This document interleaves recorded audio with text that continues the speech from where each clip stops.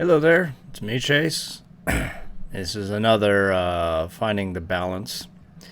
No introduction this time, mainly because I have no internet, and I kind of need internet to get to my main screen thing that I use to transition between, my my title or like my introduction screen to, I have it on Google Slides, and can't access that right now because right now I don't have any internet. So, no introduction, just diving right into it, I guess. And if you're watching this, I have my hat on, mostly because my hair is really irritating me right now. So I'm just going to wear my 1689 hat. It's a custom-made hat. I really like it. But I wore it too much to work, and so now I might need a new one. So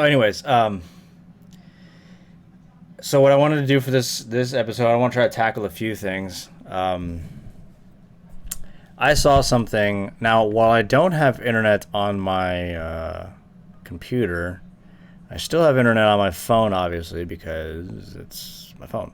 I can still access, Facebook and stuff like that.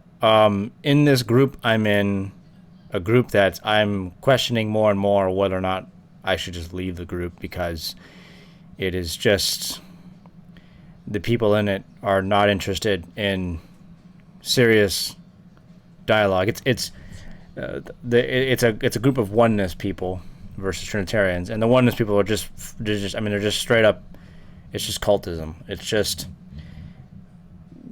no interest whatsoever in what we're actually saying. I saw a few things that I would like to just point out. I'm doing this apologetic purposes, but also just just mainly for your own benefit, so you can kind of see what happens when you don't check your own assumptions in your own worldview.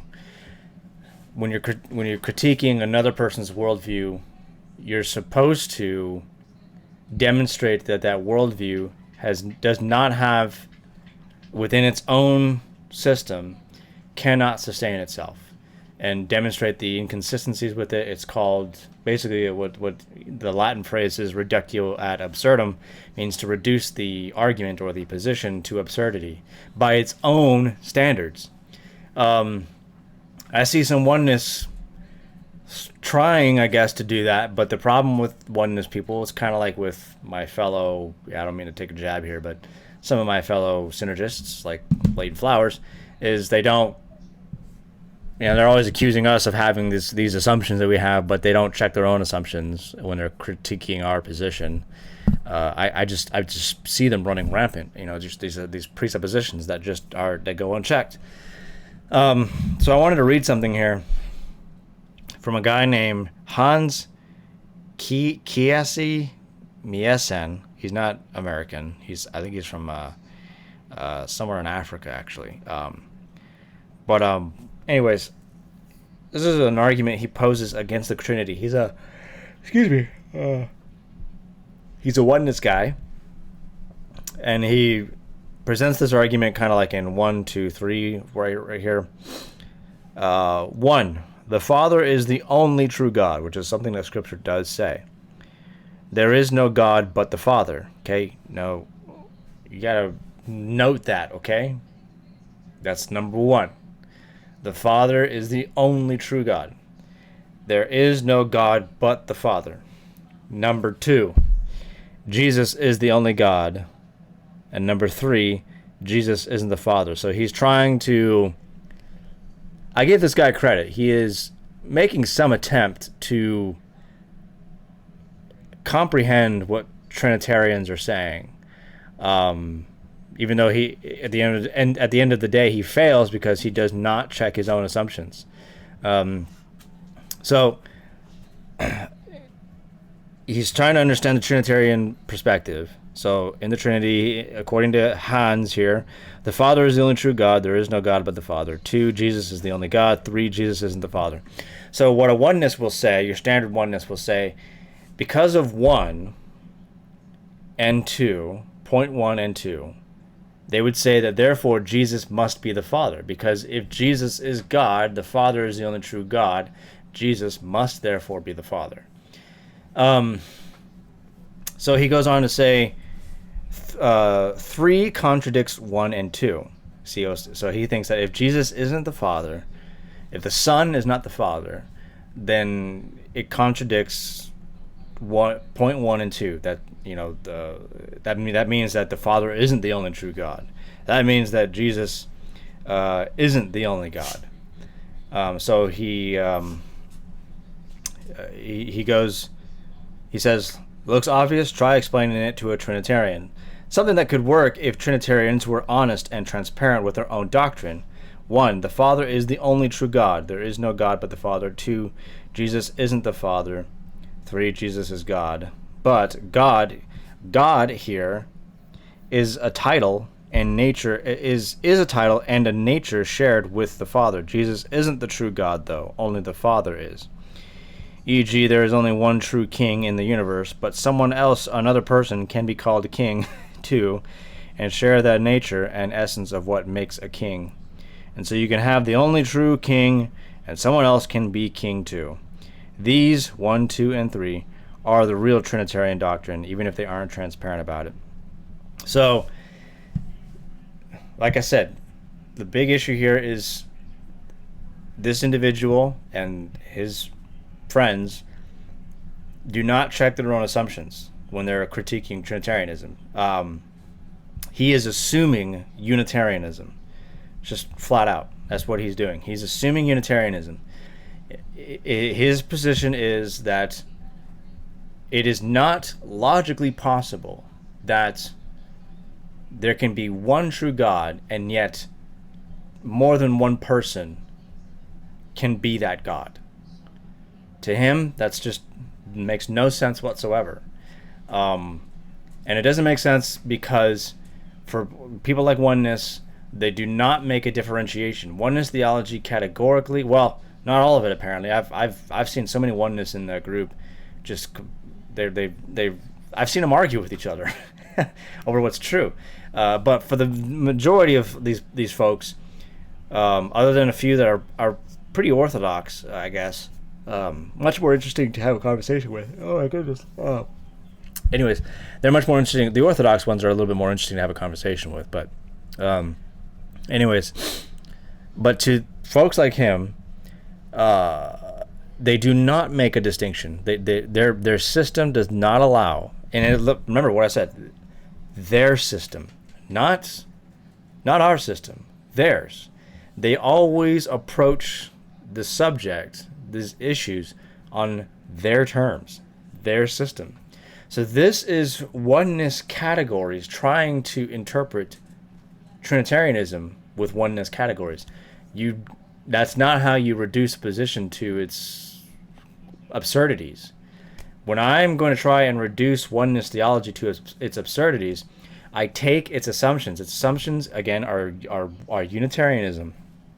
That means that there's, as he says, there's only one person in the Godhead. There aren't 2 or 3.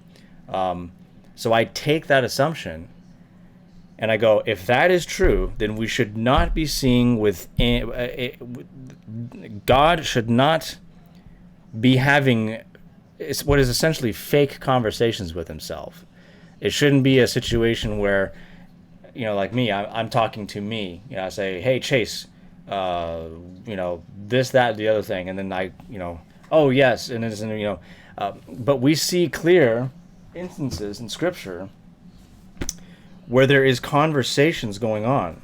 I can show you one. One of my favorite examples right here is in Hebrews 10. I'm reading from the ESV.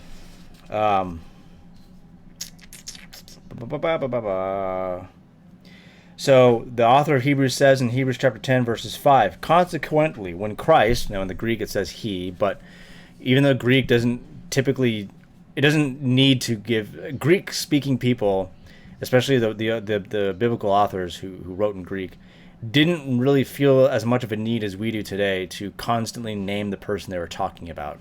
They always assumed you knew based on, if you're following the context, you should know who they're talking about. So they shouldn't always have to give names. But translations will often give you the name anyway, because that's just us. That's the way we see things. But consequently, when Christ came into the world, he said, sacrifices and offerings you have not desired. Who did not desire? Who didn't desire these things? That's the question we need to ask, right? Is he talking to us?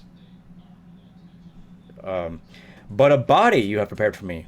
Did we prepare a body for Christ? Now, this is when Christ came into the world.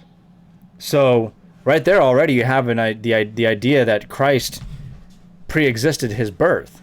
He's talking as or before he came into the world. This is him basically speaking from eternity past then, right? But a body you have prepared for me. Who prepared the body for him? In burnt offerings and sin offerings you have taken no pleasure. Who hasn't? Then I said, behold, I have come to do your will, O God. So who is he talking to? Who is Christ the Son talking to in eternity past? He's talking to God. And who else is that going to be? Who must we assume that to be? Because it doesn't say exactly who that is in the Godhead. It's the Father. He's speaking to the Father. So, and even if you want to, you can go back to Hebrews 1 to fill in the context right here as well. So, and in Hebrews 1, chapter 1, long ago, at many times and in many ways, God spoke to our fathers by the prophets. But in these last days, he has spoken to us by his Son, whom he appointed the heir of all things, through whom also he created the world. So who's creating the world? God the Father, of course. And even guys like Hans will say the Father, the Father, he's the one who's creating, right? Because he's the true God. So this has to be the God the Father. He is the radiance, Jesus is the radiance of the glory of God and the exact imprint of his nature, and he upholds the universe by the word of his power. After making purification for sins, he sat down at the right hand of the majesty on high. Boy, after making purifications for sins, he sat down. That verse I always have to pause every time I read that verse. Having become as much superior to angels as the name he has inherited is more excellent than theirs. For to which of the angels, so the author of the Hebrews, his first point here in the opening of Hebrews is to exalt Christ, the Son, over and above all of creation, even the angels. Now, if he's being exalted by God over and above even the angels, what does that make him? I mean, even the angels, God doesn't say these things that he's about to say. For to which of the angels did God ever say, you are my son, today I have begotten you? Or again, I will be to him a father, and he shall be to me a son. So if the oneness perspective is right, this entire thing here really is just, why would God say this, God the Father say this about himself? Is the God the Father saying to himself, so let's take the oneness position and let's put this here. Okay, so verse 5. For to which of the angels did God ever say, I am my own son, today I have begotten me? That doesn't make sense in a oneness perspective. So, or again, I will be to him a father, and he shall be to me a son. That doesn't, I am my father's son, my dad, whose home I am currently sitting in right now, but I am the son to my dad. Our relationship would not make any sense if my dad was me and I was my dad. So this father-son thing, it's kind of there for a purpose. All right, so of the angels, he says, he makes his angels winds and his ministers a flame of fire. And then in verse 8, but of the Son, he says. Who says? Who is saying this of the Son? God. And God who? God the Father is saying this about the Son. He is talking about the Son. He's not talking about himself. And yet, let's read right here. Does this mean that the Son and God the Father are two totally different beings? Is that what we're supposed to read here? we got to read. But of the Son he says, your throne, O God, is forever and ever. The scepter of uprightness is the scepter of your kingdom. You have loved righteousness and hated wickedness. Therefore God, your God, has anointed you with the oil of gladness beyond your companions. And you, Lord, laid the foundation of the earth in the beginning, and the heavens are the work of your hands. They will perish, but you remain. They will all wear out like a garment. Like a robe you will roll them up. Like a garment they will be changed, but you are the same, and your years will have no end. So the author of Hebrews quotes two sections in the Psalms that are applicable only to God and applies them to the Son. So God the Father says of God the Son, he says of the Son that he is God. So what do we have here? We have two things. Firstly, God the Father distinguishes himself from the Son. He's saying of the Son, not about me as the Son. He's saying of the Son. So there's two persons we're talking about right here. Two distinct persons, two consciences, consciousnesses, talking in interaction with each other. There are two agents at the very least we're talking about here. But he calls the Son God. So you have God the Father speaking about God the Son. And in Hebrews chapter 10, you have, I lost it. Very, very thin pages. Okay. In Hebrews 10, you have the Son saying, sacrifices and offerings you have not desired. Who did not desire? God the Father. In burnt offerings and sin offerings you have taken no pleasure. Then I said, behold, I have come to do your will, O God, as it is written of me in the scroll of the book. The Son is not talking here. I keep telling oneness people, you can't show me a single place. Every time Jesus is talking about the Father, he never identifies himself as the Father. And I've even had oneness admit that, but they will say, well, it doesn't explicitly say that, but that's just what Scripture's teaching. When you're being logical, I guess it's simple thinking. I've had them basically say. I said, no, that's your interpretation based on your own presuppositions. Your presuppositions do not allow you to see the idea of three persons in one being, and that's the big problem here. Is this guy Hans does not distinguish between the person and the being. That within the being of God are three consciences. Okay? And they really interact with each other as God. They are God. And so oneness think that, all I got to do is find a passage where it says there's only one God. All I got to do is find a passage where God only speaks about himself and he's not talking about anybody else. Well, I tell them, what do you do with passages like I just showed you right here, where it seems like it's very clear that there are two identities, two agents, two consciences speaking of each other and identifying each other as the one God, which I believe in. You got to do something with that. You can't just write that off. And in a oneness position, this doesn't make any sense. None of this makes any sense because there is no multiple consciousnesses in God, in their perspective. There's none of that. So there's no one having a conversation with somebody else here. But yet you have somebody having a conversation with somebody else. You have somebody saying something about somebody else and identifying them as God. It's very clear right here. When you just read the text, it's very clear. Jesus always speaks about the Holy Spirit in a third person perspective. He never identifies himself as the Spirit. So when I'm trying to refute oneness theology, that's what I do. I go, okay, this is your perspective. Let's put it to the test. Let's go to this scripture right here. Let's see how your position works. I've seen oneness just absolutely nails on a chalkboard try to figure something out. Like I've there's a passage in John recently that was in discussion. I think it was in John 12, where the voice of the Father comes down from heaven, speaking about Jesus when his glory is revealed on the mountain. I think it was in John 12. And I see a oneness person say, well, this isn't actually a conversation. I wonder if I can find it here.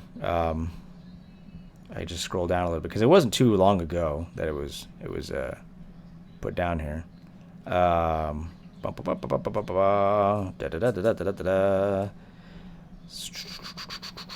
If it takes me long enough, I will I will cut this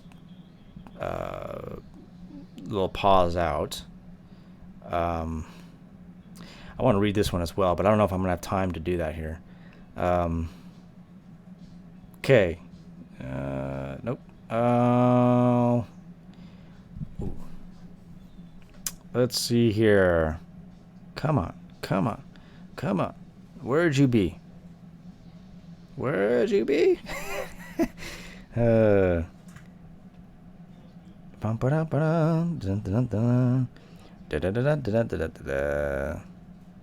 Okay, it was in John 12. So there's another Oneness lady in here. Her name is Margaret Ann. She's not a very nice person. Okay, she has she looks down and she's very flippant towards Trinitarians. You'll see that here. Well, you might. She calls us Trinis. She said about John 12:27. She said, I said, there is no back and forth conversation between Father and Son. Now, why does she believe that? Why is this so important? Because, again, Oneness people do not believe that there are multiple consciousnesses within the being of God. So the idea, when they come across a text like I just showed you, where there is a conversation going on, where one is speaking about another, or one is saying something to another, one has got to go, whoa, we got to figure something out. How are we going to deal with this? Okay, this has got to be, we got to find an explanation for this. So the same thing you got to do with John 12, verse 27. William is the guy who posed this challenge to her. William says, John 12:27 is the Father speaking. She's not a very good writer, in all due respect. Furthermore, William has hounded me again about dodging the issue. This is why I am making it a separate topic. I do not run from the gauntlet. I do not refuse correction. Here it is, William. Verse 27. Now is my soul... Now, one is, of course, they usually always read from the King James. So, now is my soul troubled, and what shall I say? Father, save me from this hour, but for this cause I came unto this hour. 28. Father, glorify thy name. Then came there a voice from heaven, saying, I have both glorified it and will glorify it again. The people, therefore, that stood by and heard it said that it thundered. And she's inserting her own words here real quick, so I'm going to read this. This was not a comforting whisper. It boomed, and people heard it. Others, that was the end of her little addendum. Others said, an angel spake to him. This is her again. Some witnesses didn't think it was God who spoke. And that was the end of her statement. Verse 30. Jesus answered and said, this voice came not because of me, but for your sakes. Okay. So she says, for your sakes. And she puts it all in caps. She wants you to see that. Jesus denied it was a response to him. It was made for the people. So William, you see that? She puts a lot of weird stuff in here. I'm trying to translate it so I don't confuse you. William, see that? And then a bunch of question marks. Jesus denied God had responded to him. Oh, thank you, Scripture, for fighting for yourself. So Jesus denied God had responded to him. So she's didn't give much of an explanation, but it sounds like what she was saying. And I commented on it. I said, so you're saying that it wasn't God the Father who said that? It was like something that was in the disciples' head or something like that? Where's my comment? So I asked a question. I said, she didn't respond to my question. I said, so you're saying it wasn't God the Father who spoke. It was like, who was it then? Was it an angel? Because again, some people were saying it was an angel. But, that's what the people are saying. People obviously get confused.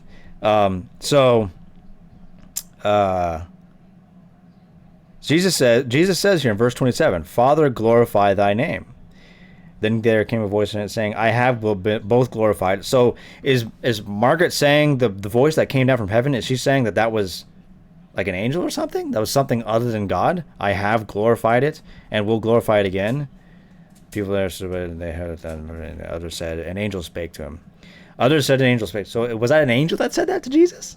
An angel said, Jesus is speaking to the Father, and an angel is what responds to him. Is that what she's implying? It was very confusing, but these are again examples here of when you really push oneness on the problem of you have two conscious identities. I don't want to say beings because that would screw everything up. In conversation. And yet, as I just showed you, they identify each other as God. You've got to deal with that. You've got to figure out a way to deal with that. So that's that. I just thought that would be interesting, and I went way more than I wanted to on that. But it's a way. That's how you guys. It's getting warm in here. 1 second. Hold on. Turn the fan on. So you can really. It's really about identifying the presuppositions, identifying the assumptions, what is being assumed in the argument, and when you're trying to demonstrate a position is not able to withstand criticism, you got to understand what are the underlying assumptions of that position, all this, that, and the other thing, and then you put it to the test. That's how we discover truth. And so you see oneness here, they're struggling mightily with this stuff. They may not think that they are, but they are. And that's why they can't get out of their little box, because I've tried to get them to see in that group.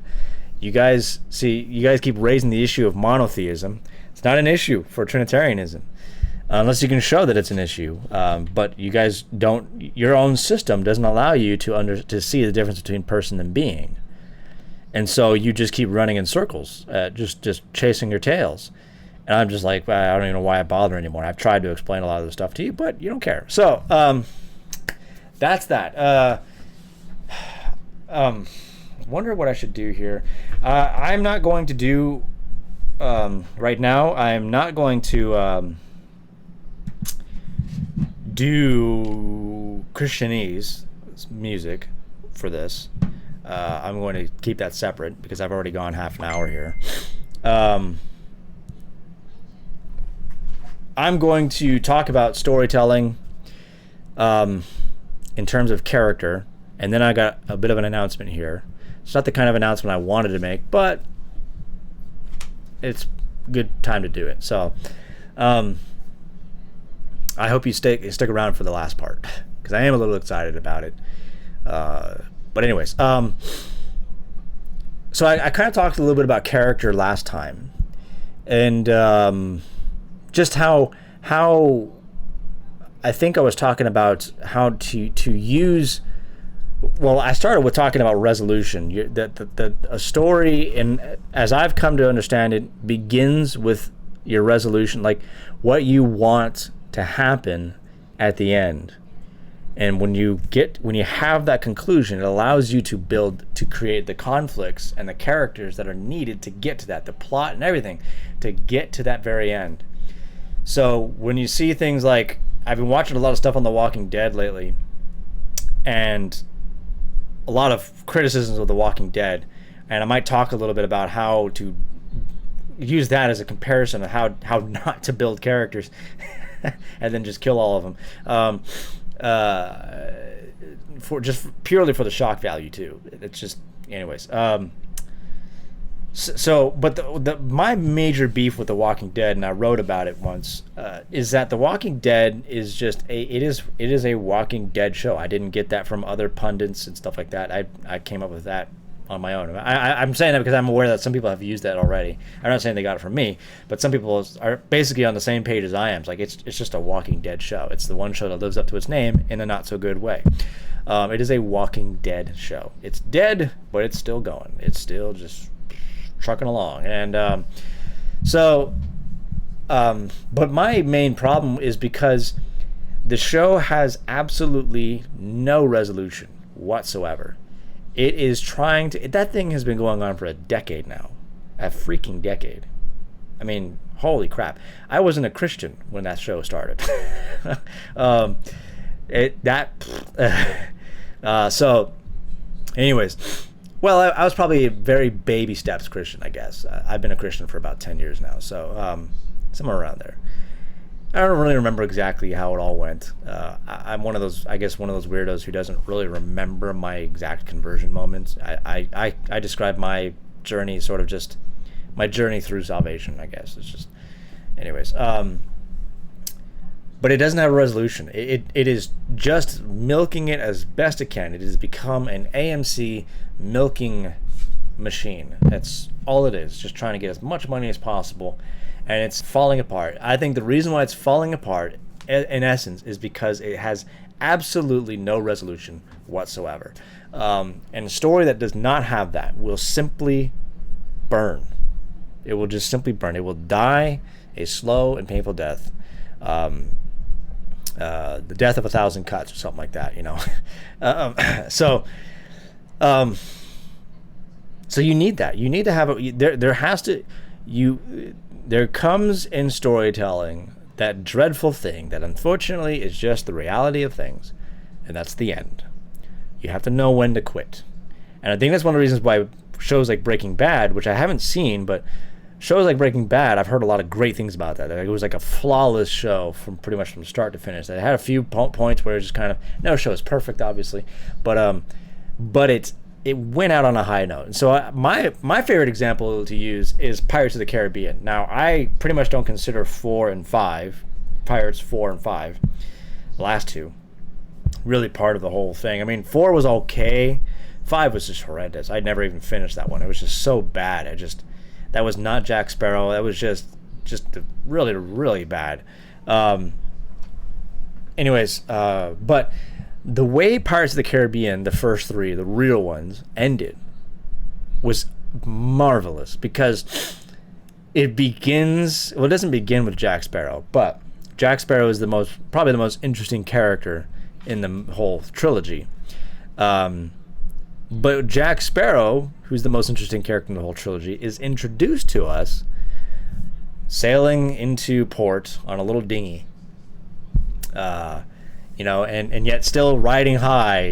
He's still got a plan, basically, of his unfortunate situation has not, put holes in his own sails, proverbially.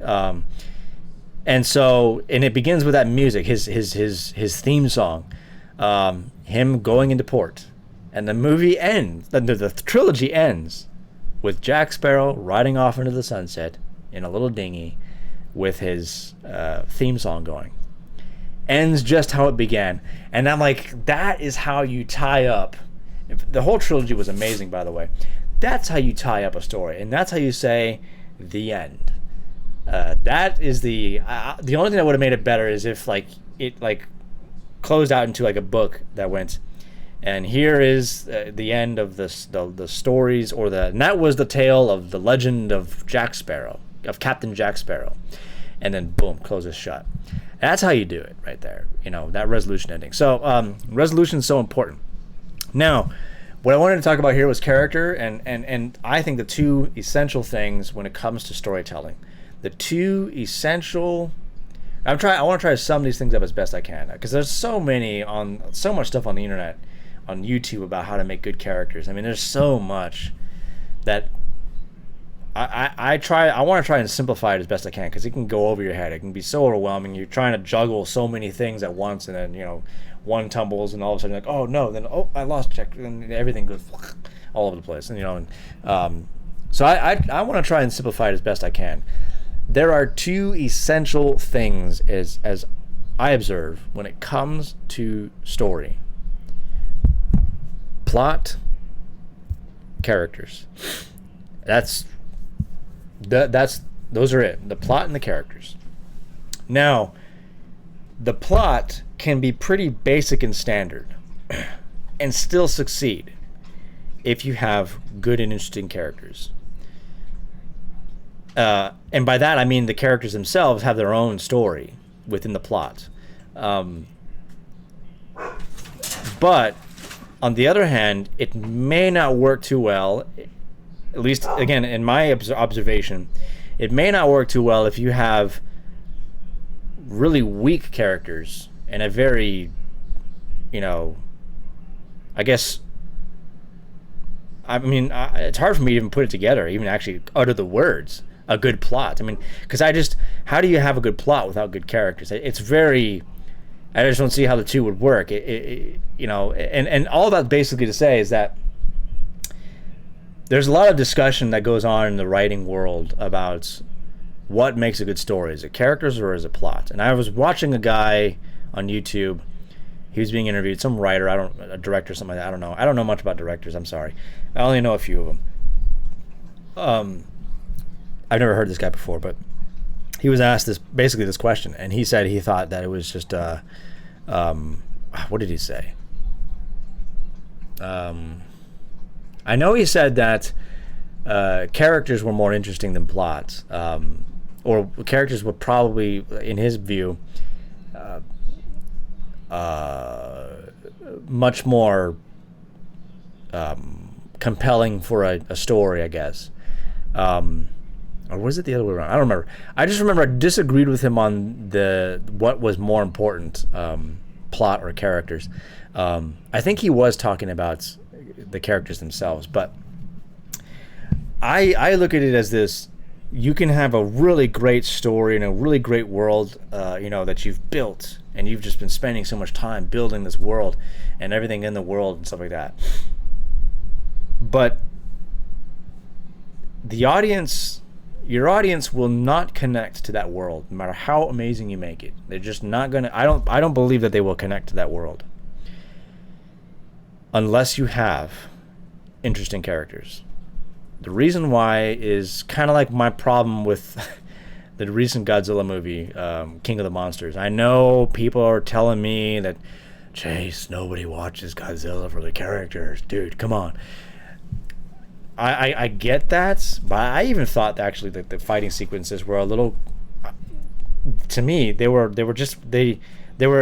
cool, but they weren't very authentic, because story-wise, the thing was just really kind of weak.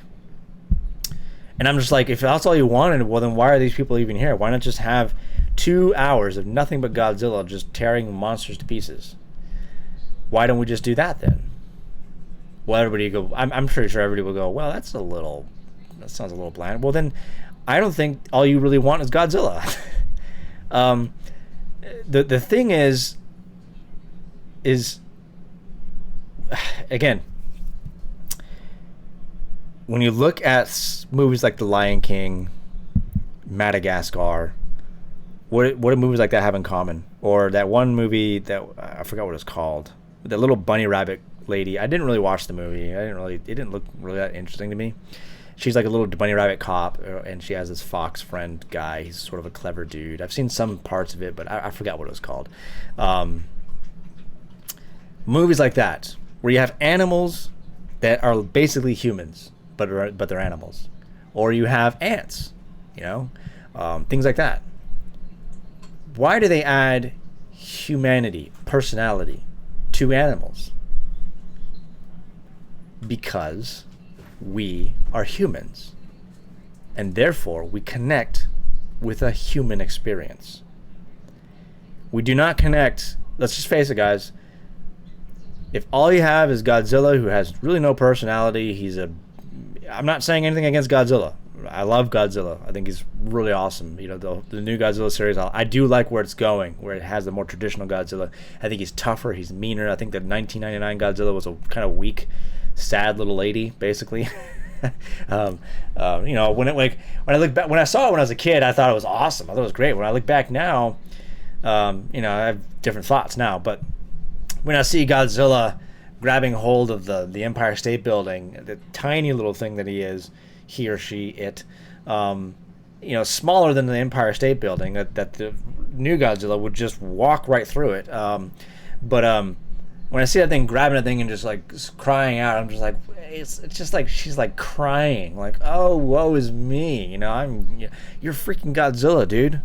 Come on, Godzilla doesn't cry. Godzilla's like, he gets knocked down, but dude, he gets up and he's like, screw you, blasts you with his freaking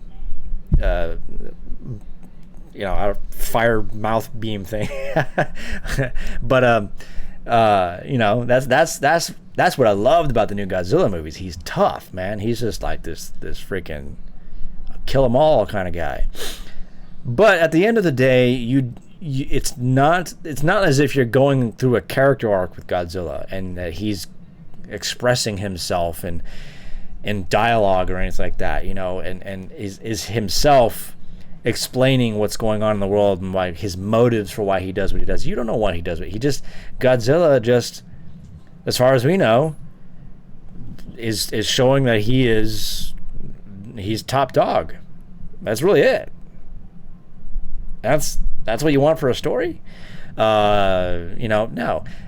They put the humans in there because the humans are what we connect with.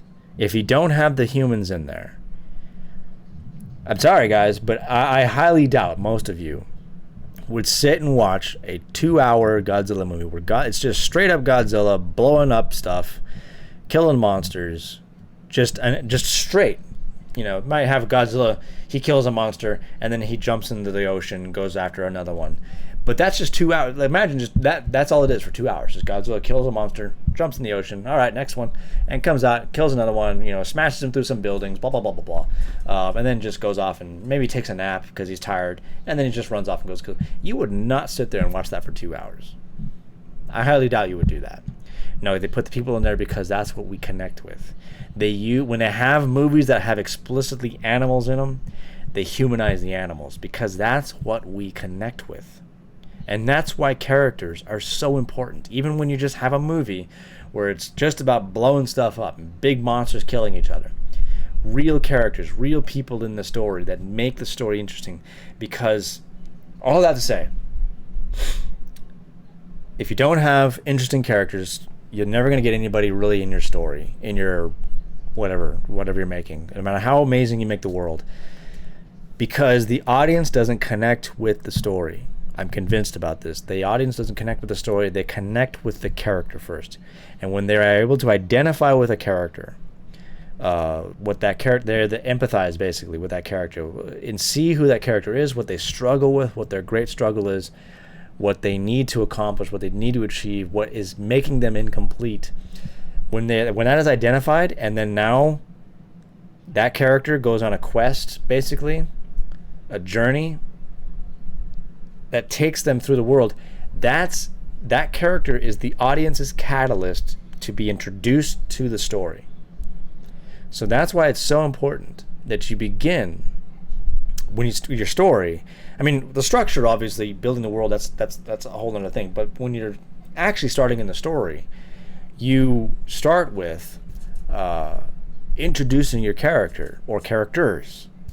That's why you always see that in half decent movies and shows and stuff like that. They want to introduce you to the characters. After they introduce you to the characters, then they start bringing in the problem in the story that the character must overcome, and this, that, and the other thing. That's how it's always done. So making interesting characters is essential. Characters, and you don't want to do them like what Star Wars did with Rey, because what was Rey struggling with? What was her great struggle? You could say her great struggle was with her parents, abandoning her, but there was no evidence that where Rey falls apart is that there's no evidence in where she's at. So J.J. Abrams, he does a good job of introducing you to Rey, right? I mean, there's a few things that happened before that. There's nothing wrong with having some plot elements in there at the beginning that are supposed to show up and become a problem for the main character later. So they would show what's going on with the First Order or whoever the heck those guys are anyway, what they're doing, and then they cut to Rey and you go, okay, so now you're wondering how is that going to impact this girl right here? So you're wondering that thing, and so there's nothing wrong with that. But before things go haywire, seriously go haywire, they want to introduce you to Rey. And so J.J. Abrams, he's got that down.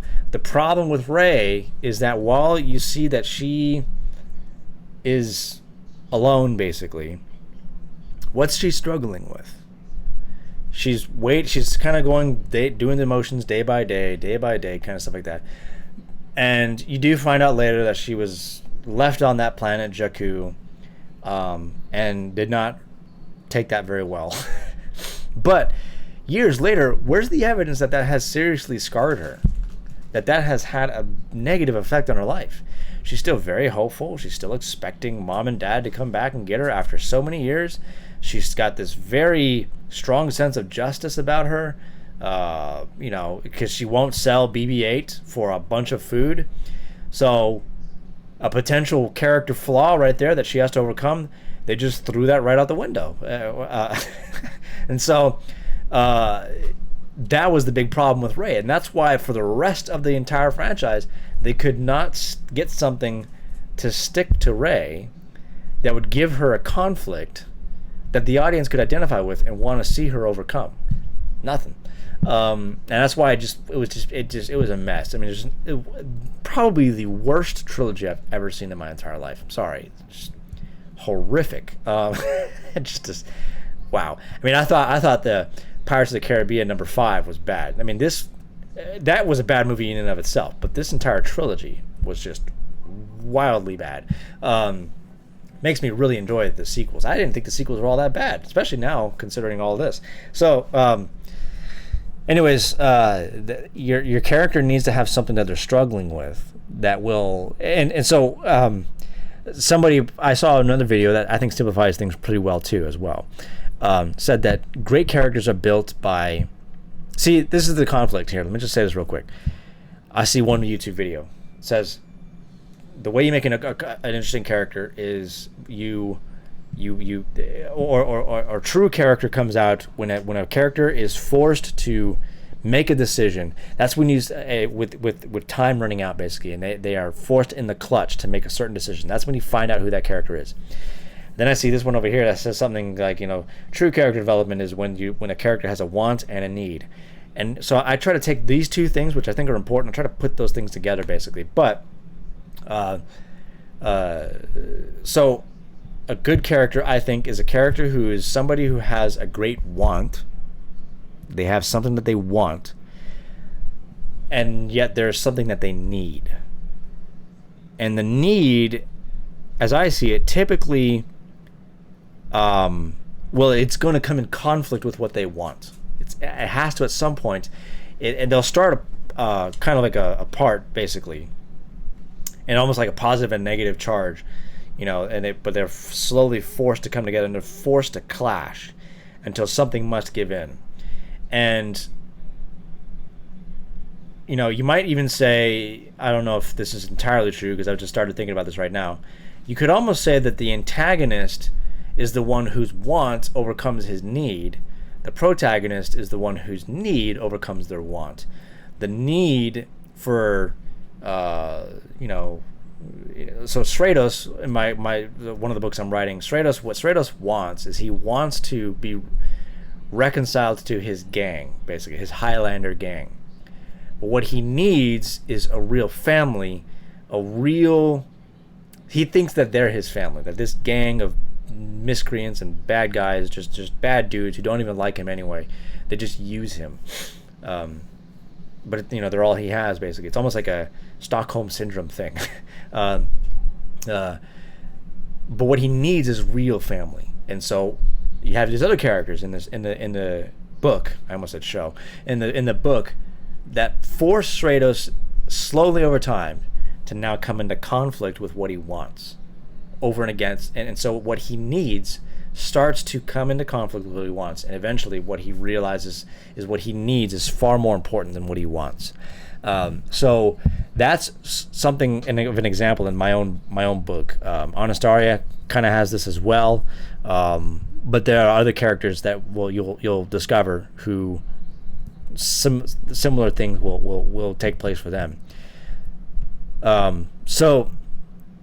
But at the same time, it is also cool to explore, put your characters under stress, in a situation where they believe something about themselves. A character really believes that they're this, that, the other thing. But yet when they come into, so for example, I'll use this for an example. Anastasia, she truly believes, and she expresses this, and she tries to show this, that she is part of this elvish clan that took her in, Now the elves in this story aren't like, you see in most stories where they're all high and mighty and they're usually the good guys and stuff like that. Not so much in mine. I think I try to make the elves a little bit more like a mix between Jewish people and almost Native Americans. I try to kind of put the two together to make my elves. So they're very tribalistic. But like the ancient Jews were very got to a point where they started really thinking highly of themselves because they were God's chosen people, and that messed with them. That made them see the rest of society as lesser than them. So there's almost like a racism going on with my elves in this whole story. They're sort of racist by nature. They see the rest of society as lesser than them. So Anastasia, she puts on the idea that her true family are these elves. When she begins to meet the people outside of that clan, her, Bastilina, for instance, this young girl that she basically takes under her wing, as the story progresses, Anastasia is going to say that I belong to these people over here, and she's going to want to show her loyalty to them. But so that's her want, right? That's going to come in conflict with what she needs and who she really is. And when Bastilina, who's not an elf, she falls into danger, and Anastasia is forced to make a choice. And when she's forced to make that choice between her quote-unquote people, who look down on the rest of society anyway, and this young girl who didn't, it's not like, again, it's not like she was, when she was born, she like she sinned when she was born, not being elvish, something like that. It's just the way she was born, and that shouldn't change who she is. That shouldn't change the fact that she's a human being like everybody else. And so Anastasia grows a connection to the girl, and is forced to make a decision between her or her clan, her people. And that's where you see a character, again, those only work in clutch moments where a character has to make a decision, and if they don't make a decision, everybody perishes basically. And so but those moments, those clutch moments, are where you really see who a character really is in light of what they say about themselves. And that's what makes interesting characters.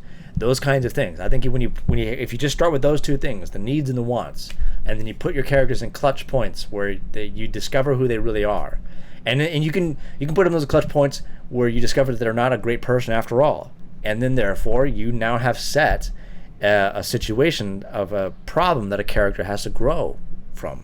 Or you can have a tragic character who only just becomes worse and worse and worse. So and I want to try to put those characters in my own story as well. So there's that. That's just a little thing on characters, guys. I think I got through that fairly well. I got about 10 or so minutes. I wanted to show you something here.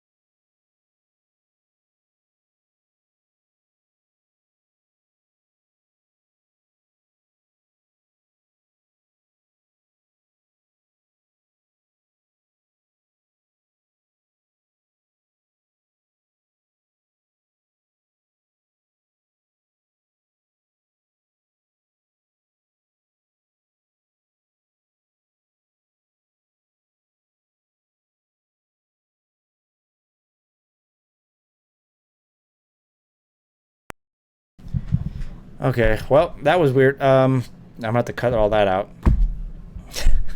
This did not go the way I wanted it to go.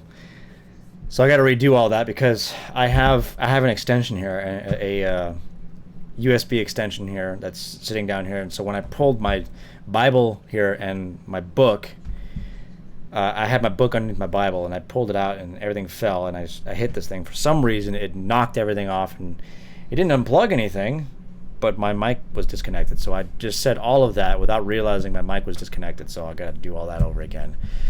All right, so here it is, the physical copy of Masters of Eldrion. Master of Gears. There's my name there, author. Spine. It's on the spine and everything. And then on the back here is the synopsis right here. It's a little longer than I want it to be. And then there's a picture of me, my pretty freaking face. And then a little author's bio right here that I just... So, like I was saying, for me, doing a bio is really weird. I've just never really contemplated doing those things. So, even like a small thing on Facebook, say something about yourself. Like, I like to write. I'm a Christian. I'm from Texas. I don't know. So, I just put something together here. So it says, I wrote this. So Chase Orozco is an aspiring novel author from Texas with a passion for storytelling. The Word of God is a story of the gospel and a God who works all things to his glory for the good of those who love him. And this idea is found in Romans 8:28. And this idea found in Romans 8:28, Chase hopes to use in his writing. And that's my author bio. I've pulled that, like I said, I pulled this picture from like a Thanksgiving picture I did with my family once, like 2 or so years ago, because I couldn't find a picture. I'm supposed to have a picture in there of myself. I'm like, I don't really have a picture that would work. I guess. So I started looking through all my pictures. I'm like, I guess this will do. I'll just throw that one in there. I don't care. So, like I was saying, man, this was not how I wanted to introduce my book. This is all exciting and everything, but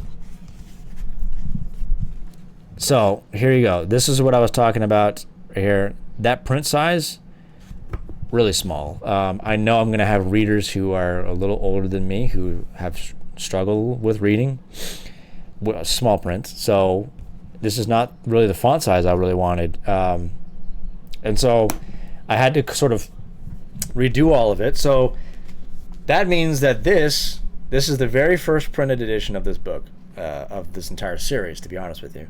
And so that's how big it is. So the new print is going to be around 500 or so pages. So let me give you an idea what that's going to look like. I'll be right back.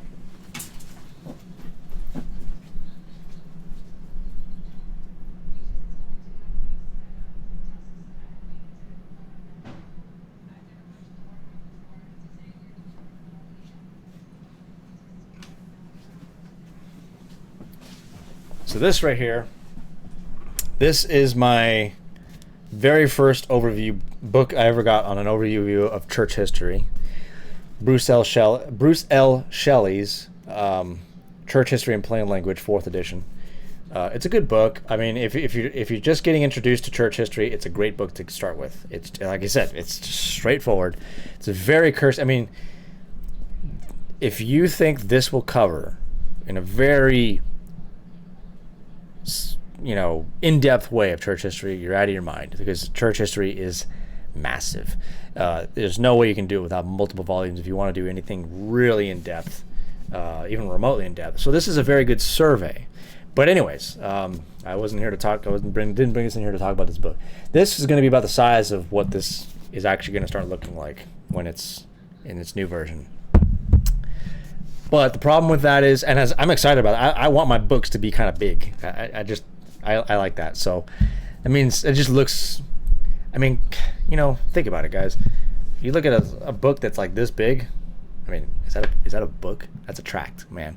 Come on, man. Write a book, man. I got Augustine City of God. And that thing's just, you can kill somebody with that thing. Just hurl it across the room. So the newer one is supposed to have a bigger print, font size, kind of like how Shelley's font size is here. So maybe you can tell the difference here. Let's see here. Let's compare. I know I don't have the most high def camera here, but if you see that right there, this is my book. So that's that print size. And hopefully I won't have yellow pages like this is turning out to be. But if you look at this one, of all the pages I could have opened up to, I opened up to a freaking picture. You can kind of tell, like I said, you can't really read it because my camera's not very high def, but you can tell the print size is a lot bigger here. That's what I want. Because I know I'm going to have readers who, don't read small print. I didn't, so yeah. Now the downside with all of that is I didn't want to do this, but I have to because of Amazon's policy. If the book goes around like 500 pages, like this is just over 500 pages, which is what my new version is going to be. I'm not sure I would call it a second edition because I didn't change anything content-wise, and I just made the font bigger. So I have to sell it at like $18. I didn't really want to do that. I don't want my book to be something that's really expensive. I could sell it for $200 if I wanted to. It says I can.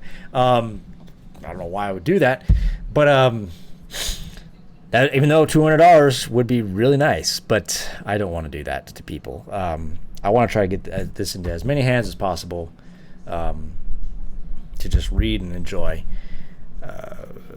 It's my first book too, so go easy on me with criticism. I'm just kidding. If you got to throw stuff at me, it's the best way to learn.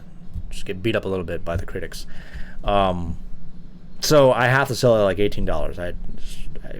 Just the way it is. So I wanted to sell it as cheap as I possibly could. $18 is it. It's up there right now, even though I have another copy coming, because this is not really what I had in mind with the font size. So I have my own author's copy on the way, another one. That's not supposed to get to me until like 3 weeks. I don't know why. This got to me in less than a week. I don't get it, but that's what it says. It says I'm going to get it in April 9th. That's like in 3 weeks. But the other thing too is this starts out just pretty much, just like this. That just opens up straight away to the title and then goes right into the book in the very next page. No table of contents. So right now there is no table of contents. I'm hoping I can change that in the future. I plan to change that so I can add a table of contents. For now though, this is it. And I am like navigating a minefield right now, I guess you might say it that way. This is all a new experience to me, so obviously this is going to look pretty amateurish. I've tried my best to make it not look amateurish, regardless.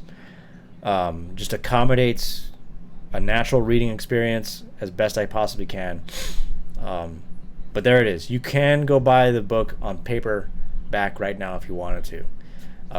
But the problem is, I was hoping to get that newer copy before I did this podcast, but I'm not going to get it in like 3 weeks, and so should I wait 3 weeks to do it? I'm just going to go ahead and throw the announcement out there right now. But it's not like I did. Like I said, I didn't change anything content wise, so it's just going to be bigger, and it's going to cost you $18. I hate to do that, but that's just what it is. But for those of you who get the book and read it, I'm going to periodically. I'm just going to continue to make announcements. I got to promote my stuff. I guess that's just the best way to get it out there, right? So I'm going to promote my stuff more. I'm going to try to announce it more often as I start podcast episodes, just to get the word out. But I'll read for you the synopsis of this book here, of my book. Young Anastasia of the elvish clan of Inakadai, a magic master and possessor of an ancient lost power known as Prime Mastery, must embark on a mission across enemy Aeonman lands to investigate the magic readings her people found in a foreign land, all in an effort to find a mysterious foe, the Black Priest. By the way, Black Priest, that has nothing to do with the skin color of the guy. It's a title given to this mysterious figure because he uses supposedly black magic, but yet people have a hard time. He appears to use it to combat evil. So priests are known for, fighting evil and demons and stuff like that. And yet this guy uses black magic. So I put the two together, the black priest. Okay, so continuing on. But can she cross into enemy territory without being found out? Most of all, by the Ainman companions she meets? And being half Ainman herself, can she prove her elvish side is greater than her Ainman side to the people who adopted her? As she embarks on her quest, Anastaria is forced to confront things she once saw as clear truths, rights and wrongs, when she meets a young child with a special attachment to magic she has never seen before. To make matters even worse, she must decide just how much of the Ainman affairs she can resist getting involved with when she is confronted with a dark secret that threatens the northern world. Dark Skies explores Anastaria's opening chapter and how she disembarks on her quest. I should just say embarked. I should have just said that. Embarked on her quest to find the Black Priest. But the further she goes, the more she is left to wonder if he is an enemy or something else. So there you go. That's the synopsis of the book. I believe me, I tried to make that as short as I possibly could. I had even a longer version of that one because there's a lot I wanted to put in there. I just didn't know how to shorten it out to make sure I wasn't, because I know that people they'll read a short synopsis of a story and they sometimes get so short that other stuff that was kind of crucial to understand was left out, and there was other stuff that didn't need to be in there. It's misleading synopsises, I guess you could say, and I didn't want to do that. I don't want to have a misleading synopsis, so I try to put as much as in there as I possibly could without getting way too big. So that was it. I might shorten it even more later on. I don't know. We'll see what happens. It's all a work in progress, guys. I was up all night on Wednesday trying to, because after I got this, I'm like, what is with this font? It's not what I wanted. So I was up all night trying to fix that. I didn't get to do any writing since then at all. From Wednesday all the way to Friday. Even today, I haven't done really any writing. I did get a little bit of outlining for the Black Priest book, where Anastaria finally confronts the Black Priest and who and what he is or it is, all that stuff. You gotta read the books to figure out what's gonna happen. Especially the next one that's coming out. So there's this one. So let's picture. I'm gonna try to put a picture in your mind. I'm just gonna use Bruce Shelley's book here as just to help you understand here. I got to put this up on YouTube, by the way, because otherwise you're not gonna get any of this. So Anastaria's story starts right here. Stratos' story is gonna start right here. Now they're in the same world around the same time, but in two different parts of the world. So Stratos' book's not gonna have Anastaria in it. And that's where the challenge is if, let's say you do actually find Anastaria's story interesting. Well, there's not going to be her at all in here, so I got to create another interesting character that you're invested in. I hope you will be in both of them. So I'm working on the one with Stratos right now. I'm finishing that one up. This one's obviously done. And in the third one, which is called The Black Priest, their stories are going to come together. And they're basically going to clash. And you're going to see how. But anyways, I've already found... I started reading this today. But I've found some areas that are potential plot holes that I'm going to have to either in a later edition fix, or it's not a big issue, not a serious one, if I'm careful and I basically tape it up, I guess you could say. Maybe that's not a good way to put it. I'm not promoting my book very well at that point. It's really just an issue of direction of where someone is going. I said that they were going one direction at one point, and then all of a sudden they're going in kind of like a slightly different direction. So I'm like, ooh, you're gonna fix that. So I'm gonna try to fix that. But that's all of that out of the way. Okay, so obviously I went over an hour, but I'm going to be cutting out a lot of stuff because there's a lot of technical difficulties here. So there you go, guys. There it is. This is the paperback copy. Like I said, you can go on Amazon and you can order yourself a copy and you can start reading it. Or you can wait until I do get the new author's edition copy and just make sure everything is good, and then you can go buy it. and I'll let you know that, okay, I think this is good. This is going to work, and you should be able to buy it and without having small print or way too big or whatever, and it's going to be fine. You could do that. And in the meantime, while you're waiting, you can spend a couple extra bucks just getting the Kindle edition, because the Kindle edition is out there. So you can buy that one. That's cheaper too, by the way. That's like $7, I think, something like that. Because they don't have to print anything. It's all digital. So you can do that. And there you go. So I'm excited about it. I'm a little nervous, but excited too. I really hope it does well. Because it would just be really awesome for me to be able to live off of my writing. I would just really enjoy that. It would, I have wasted so much time. Just wasted so much time. I should have been doing this years ago. You might be saying, well, Chase, didn't you say you've been working on this for years? Well, technically, yes. I've had this idea in my mind for years, but for years I did very little with it because I got stuck with writer's block stuff, sin in my life that's just been knocking me off track constantly, and just a bad work ethic that I don't think is still to this day, excellent. I would like it to get even better and better. So many things, I used to be able to just,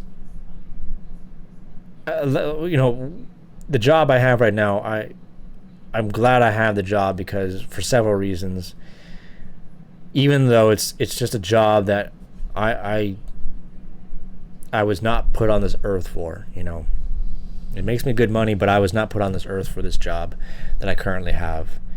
It's not that I'm not willing to go find another job if I have to. It is nice to be where I'm at. But I have wasted so many years here, not because this place just sucks, but because I should have been doing something. I should have been taking the opportunity that I had here, the job that I have, to build into something that I really wanted to do. And this is what I really want to do. Partially what I really want to do. The other thing that is just growing more in my heart is just evangelism in general. I just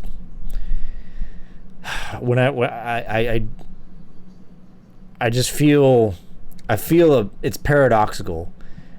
I hate being out in the abortion clinics, for instance, but I also love being out there. I love being out there because I'm doing something. I hate being out there because it's just a horrible place. Just a horrible place. Just a vile, vile, demonic place. I don't want to be out there. But I'm out there because God calls his people to stand in the gap of the cultural death. So, and then when we went to Utah a couple years ago, again, way outside my comfort zone, I battle within myself what I used to be, the man I was, and the man that I am to be, basically. That God, God, I posted this on Facebook the other day. In 2 Corinthians 5:17, if any man be in Christ, he is a new. Therefore, if any man be in Christ, he is a new creation. The old has gone, and the new has come. When God saves you, he doesn't just, we have this silly idea in modern evangelicalism where it's just, you just punch your ticket to heaven, and that's it. And then you might say, well, what happens if they start sinning? And stuff. Well, they can backslide, obviously. Christians can backslide, but they're still going to heaven. All this kinds of stuff. And I'm like, I know Christians can backslide. I was reading something in 2 Peter today that really hit me.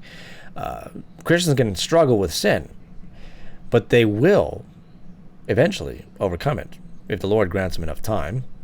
You never know; they might just get hit by a train or something like that, and then they're gone. But God will finish that work, that sanctification in their life, to the end that he desires. God doesn't just save you so you can just continue to just frolic in this world with no real direction. he, as Ephesians says, we have been created in Christ Jesus unto good works, that we should walk in these things. He doesn't just, I like to use Egypt as an example. When God brings Israel out of Egypt, God doesn't bring Israel out of a pagan land so they can just wander in the desert for the rest of their lives. He brings them to Mount Sinai to worship him and to serve him. He brings them from one form of service, slavery, self-destruction, to a new form of service, which is freeing. When they're serving the true God, then they're free. That's what he calls all of his people to. He calls you out of slavery from the world into his slavery, in essence, into his service. And it's a paradox. It's a slavery of freedom. Because you are, as Augustine says, when he says, of God, you have made us for yourselves, and our hearts are restless until they rest in you. And in other words, until we submit to the one true God who created us. He created us with, we have engines, in essence. And engines function on fuel, right? Gas. Well, our gasoline, proverbially, is God himself. And when we don't fuel ourselves with him and his word, will just sputter out and we're just running on empty all the time. You might, find a few tricklings of gasoline here and there, and it'll take you a couple more miles, and then bloop, bloop, bloop, bloop, bloop, and then you just gas out again. Yeah. So when God saves a man, when God saves a woman, he brings you out of this world. He is bringing you out of this world into a new world. You have a mission. You have a calling. And you need to figure out what that is.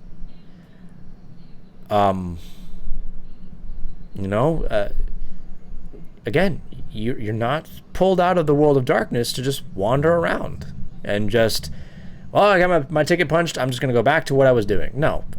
If that is your Christianity, that is a false Christianity.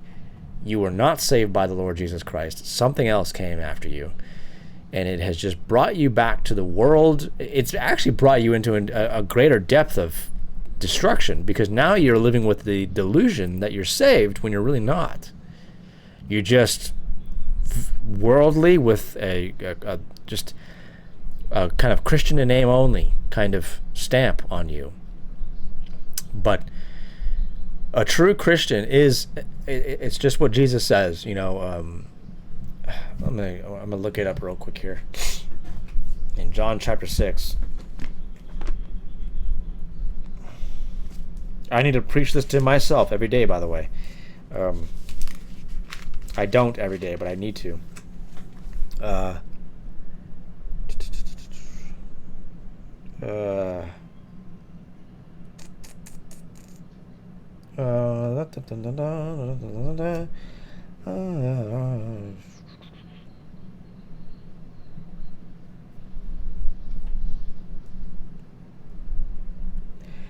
John chapter 6 verse 40. Jesus says, "For this is the will of my Father, that everyone who looks on the Son and believes in him should have eternal life, and I will raise him up on the last day." So everyone looking to the Son. Are you looking to the Son? I mean, that's the question. And you might say, well, who is the Son? That's another good question. You should get inside of this and find out who he is. You should get yourself into a church that faithfully teaches this and teaches you who he is. That's what it's all about, guys. Everyone who is looking upon the Son. Are you looking upon the Son? And if your Christianity is one that tolerates the same life you were living before you became a Christian, you are not looking upon the Son. Again, that passage in 2 Corinthians 5:17. If any man be in Christ, that is another way of saying, if any man is looking to the Son, he is a new creation. He's a new creation. The old has passed away, the new has come. The presupposition there is that your former way was death.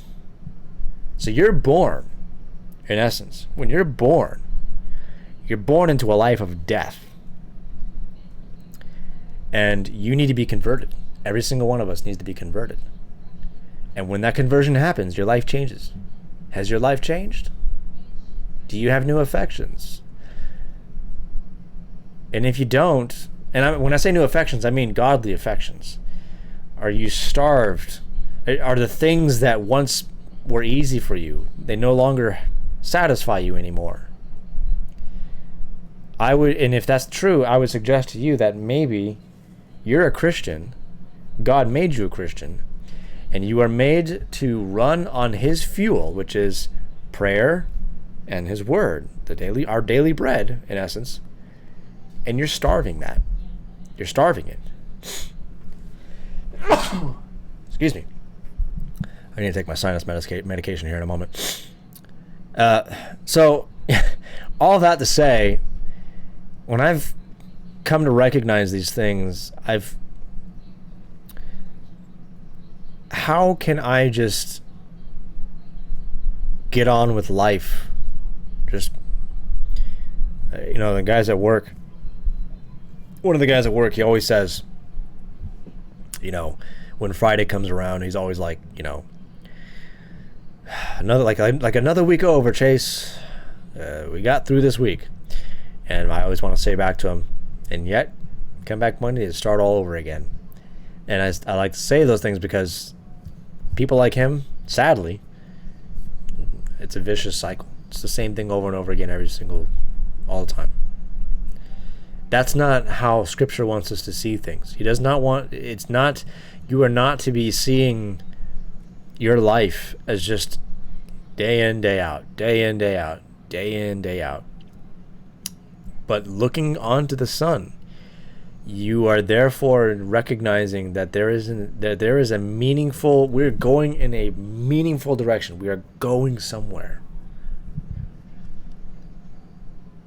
And you are looking to that hope. And the Christian who is looking to that hope, that's why I just, as much as depression is a serious issue right now, the simple answer, even though I know I'm going to sound cold-hearted here, but I will just tell you I struggle with depression too, okay? So I don't think it's very just to consider me like I don't know what I'm talking about here. But the answer to my depression is to always remind myself that, Chase, you are not on a cycle. You are going somewhere. And you need to just keep looking at the Son, looking upon the Son, contemplating him, meditating upon his word, what he's done for you, what he will do for you, how he loves you. I mean, I could go on about that as well, but I've gone on too long here. I need this every single day, because I am not running in circles. I am going somewhere. You are going somewhere. And the question is, where are you going? Where are you going? Are you headed down hill to destruction? Or are you going to the heavenly city? The city of God. Augustine again. Are you building upon the city of God or the city of man? The city of man is crumbling. The city of God prevails forever. And again, the answer to that question lies in Jesus, lies in him, looking upon him, running after him all the days of our lives. And so as I've come to recognize that, it's just not possible for me to just sit around, watch YouTube videos, play video games all day, and just be another soul that's just, the old saying, going with the flow. I have another coworker who just says, just go with the flow. And I always want to say to that, only dead fish go with the flow. Only dead fish. But the rest of the fish, you actually see that they're doing their own thing. They don't need to go with the flow of the river. Some of them are going right against the current. Why? Because they're alive. They're not just going, wherever the river is going, and then that's it. And so are we just going with the flow of things? Or are we from another country in this world? And if we are, then we, like those fish, must go against that current. That current that is headed towards the abyss. And warn others. So, that is the question. That is the question. So I hope I went a little long here, but I hope that last several minutes is something that is intriguing to you. I wasn't planning on doing that at all, but I don't know. Maybe I needed to preach that to myself as much as to anybody else. So I gotta go, guys. Like I said, this is a straightforward episode. No music, no introduction whatsoever, no outro. Just it's what it is. So, Soli Deo Gloria, guys. God bless. I will talk to you later. Bye.